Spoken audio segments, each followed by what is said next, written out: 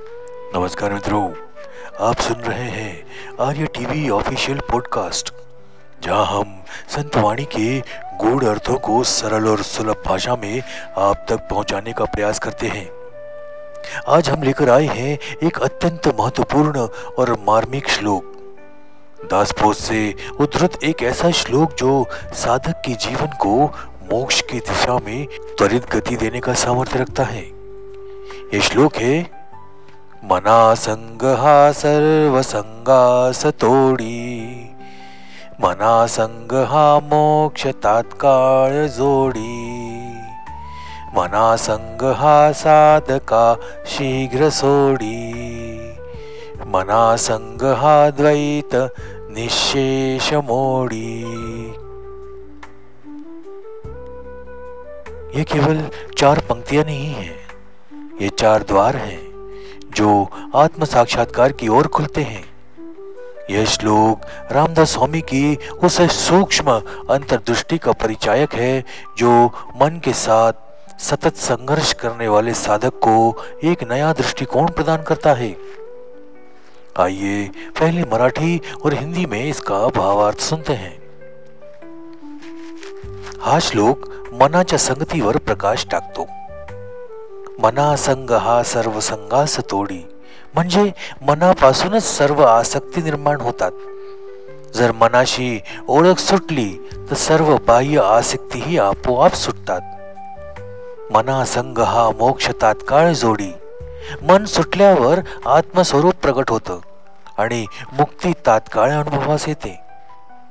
मना संग हा साधका शीघ्र जोडी, साधकाने उशीर न करता मनाशी असलेली एक रूपता लवकर सोडावी, नाहीतर साधना अडकते। मना संग हा द्वैत निशेष मोडी, मनाच्या अनुपस्थितीच अद्वैताची अनुभूती होते, कारण मनच द्वैत निर्माण करतं। म्हणून या श्लोकातून रामदास स्वामी मनाच्या संत्यागाचं महत्व सांगतात, जो आत्मज्ञानाचा आणि मोक्षाचा खरा मार्ग आहे।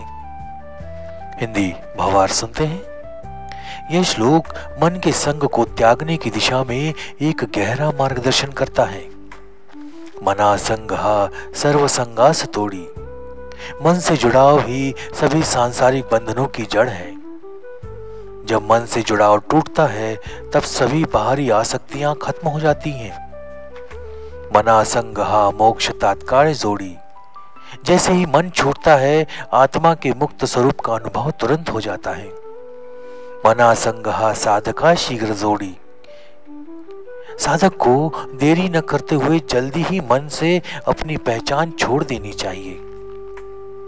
मना संग हा द्वैत निशेष मोड़ी, मन ही द्वैत की जड़ है और जब यह समाप्त होता है तब केवल अद्वैत ही रह जाता है। इस प्रकार यह श्लोक साधना की गहराई को स्पष्ट करता है। इस श्लोक का विवेचन हम 4 अलग अलग भागों में करेंगे। प्रत्येक भाग की एक एक पंक्ति को विस्तार से समझेंगे। पहले भाग में हम चर्चा करेंगे मना संगहा सर्व संगास तोड़ी, जहां मन के साथ किए गए संग से कैसे सभी सांसारिक आसक्तियां कटती हैं, इसका विवेचन करेंगे। दूसरे भाग में मना संग हा मोक्ष तात्काळ जोड़ी, हम देखेंगे कि मन को पहचान लेने से मोक्ष की प्राप्ति कितनी सहज हो जाती है। तीसरे भाग में मना संग हा साधका शीघ्र सोड़ी, यहाँ हम समझेंगे कि क्यों एक साधक को मन का संग शीघ्र छोड़ना चाहिए। और चौथे और अंतिम भाग में मना संगहा द्वैत निशेष मोड़ी, हम विवेचना करेंगे कि मन का संग छूटते ही द्वैत की धारणा किस प्रकार पूर्णतः नष्ट हो जाती है। इन 4 भागों में हम केवल शाब्दिक अर्थ ही नहीं बल्कि व्यवहारिक, आध्यात्मिक और साधनात्मक दृष्टिकोण से भी इस श्लोक की परतें खोलेंगे। इस श्रृंखला में आप पाएंगे आत्मनिरीक्षण का अवसर, ध्यान की गहराई और जीवन के द्वंद्वों से परे जाने की एक स्पष्ट राह। तो बने रहिए हमारे साथ और सुनते रहिए आर्य टीवी ऑफिशियल पॉडकास्ट। मन के संग से मुक्ति की ओर। आइए पहला भाग प्रारंभ करते हैं। प्रथम पंक्ति देखिए। मना संग हा सर्व संगास तोड़ी। मनुष्य के समस्त अनुभवों का मूल आधार उसका मन है। यह मन ही है जो इंद्रियों के माध्यम से जगत के संग को जोड़ता है, संसार को आकर्षक बनाता है और विविध संबंधों, विषयों, वासनाओं की रचना करता है। लेकिन यही मन जब विवेक से अन्वेषित किया जाता है तो साधक को यह स्पष्ट दिखने लगता है कि मन के साथ किया गया संग ही समस्त बंधनों का कारण है। मना संगहा सर्व संगास तोड़ी। यह वचन रामदास स्वामी ने सहज ढंग से कह तो दिया, पर इसमें अनंत रहस्य छिपा है। यहाँ मना संग का तात्पर्य केवल मन से जुड़ना या उसका अनुसरण करना नहीं है, बल्कि उस गूढ़ अज्ञानी एक रूपता की ओर संकेत है जिसमें साधक मान बैठता है कि मन में ही हूं और जो कुछ मन सोचता है, चाहता है, वही मेरी वास्तविकता है। सर्वसंग अर्थात सभी प्रकार के संग, यह केवल व्यक्ति, वस्तु या स्थान का संग नहीं है, बल्कि भावों का संग है, विचारों का संग है, इच्छाओं का संग है, अतीत की स्मृतियों का संग है और भविष्य की कल्पनाओं का संग भी है। और यह समस्त संग उस मूल संग से उपजता है, मन के संग से। यहाँ तोड़ी शब्द अत्यंत निर्णायक है। स्वामी जी केवल छोड़ने की बात नहीं कर रहे हैं, वे तोड़ने की बात कर रहे हैं। तोड़ना यानी संपूर्णतः विच्छेद करना। मन के साथ किया गया संग जब तक अक्षुण्ण रहता है तब तक मनुष्य बाहर की किसी भी वस्तु से मुक्ति नहीं पा सकता। यह तो ऐसा ही है जैसे कोई व्यक्ति जंजीर की हर एक कड़ी को खोल दे, पर अंत में एक कड़ी बंद ही रह जाए तो वह अभी भी कैदी ही रहेगा। मना संग तोड़ ले यानी साधक ने उस जड़ को ही काट डाला जिससे समस्त बंधन उत्पन्न होते थे। यहाँ पर एक प्रश्न उठता है कि आखिर यह मन इतना प्रभावी क्यों है, यह इतना आकर्षक क्यों है, और इसका संग तोड़ने के लिए किस स्तर की चेतना चाहिए।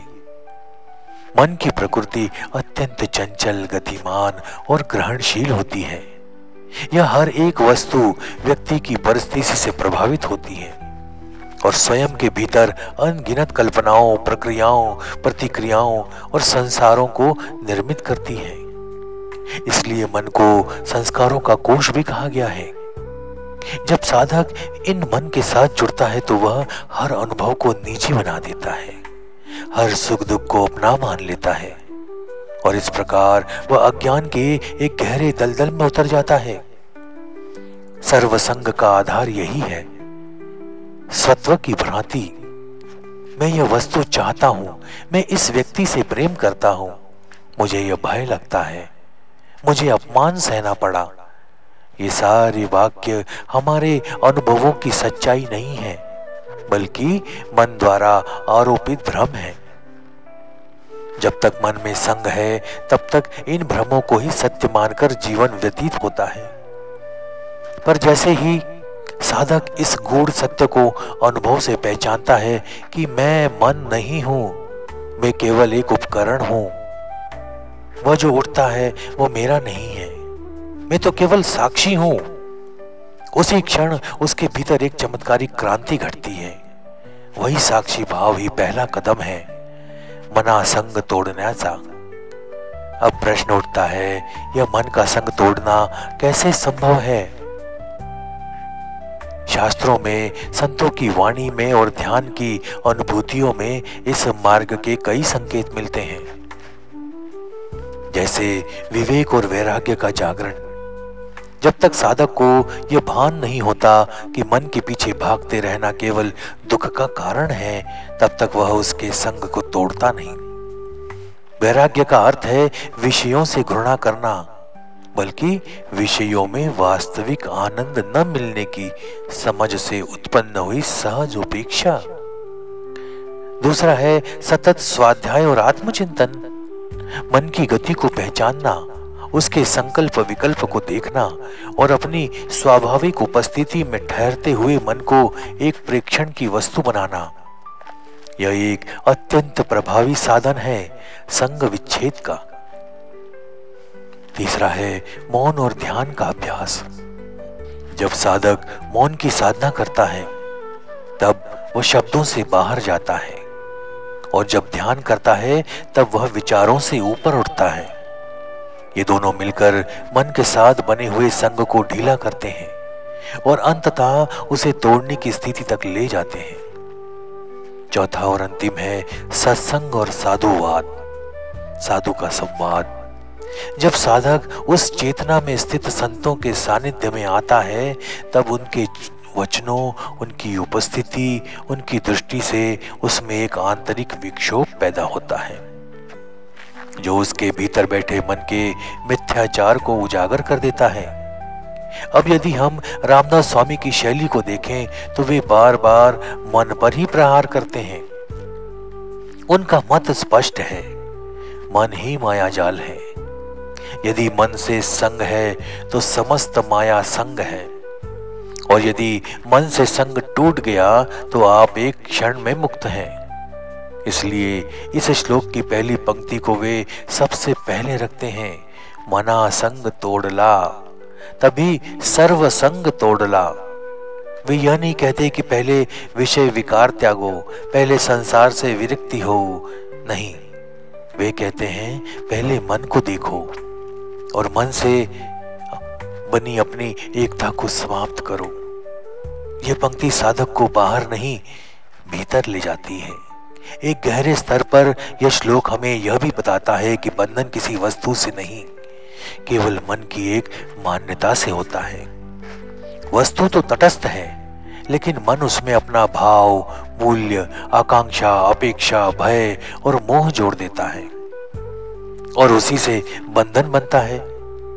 जब मन का संग छूटता है तब सब कुछ अपने मूल स्वरूप में दिखने लगता है, जैसा है वैसा।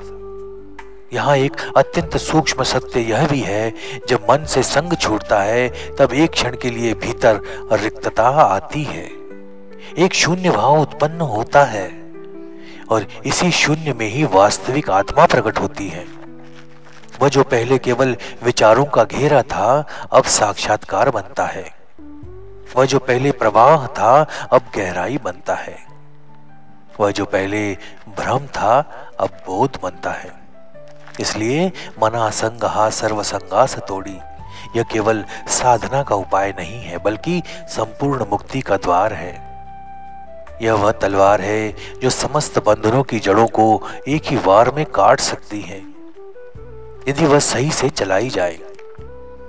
इसलिए हे साधक, मन को देखो, पहचानो और जो इस संग इससे बना रखा है उसे समझ के साथ, ध्यान के साथ, प्रेम के साथ, पर निर्णायक दृढ़ता के साथ तोड़ दो। तभी तुम देखोगे तुम अब तक जिस संसार में बंधे हुए थे वह केवल तुम्हारे मन का एक माया जाल था, और यही पहला चरण है आत्म साक्षात्कार की ओर। तो मित्रों, आज का विवेचन यहीं समाप्त करते हैं। आप सभी श्रोताओं और दर्शकों का हम हृदय से धन्यवाद करते हैं जिन्होंने इन 4 भागों की श्रृंखला को अंत तक सुनना और अनुभव करना प्रारंभ किया है। संत रामदास स्वामी की यह वाणी केवल शास्त्र नहीं है, अनुभव की साक्षात गाथा है, और हमें आशा है कि इसका चिंतन आपकी साधना को नई दिशा देगा। हमारी अगली श्रृंखलाओं और व्याख्यानों के लिए जुड़े रहें हमारे इस YouTube channel Arya TV official के साथ। अगर यह श्रृंखला आपको उपयोगी लगी हो तो कृपया इसे शेयर करें, लाइक करें और कमेंट करके अपनी अनुभूति साझा करें। फिर मिलेंगे नए एपिसोड में अगले भाग में श्लोक के गहन अर्थों के साथ। तब तक के लिए जय जय रघुवीर समर्थ। नमस्कार।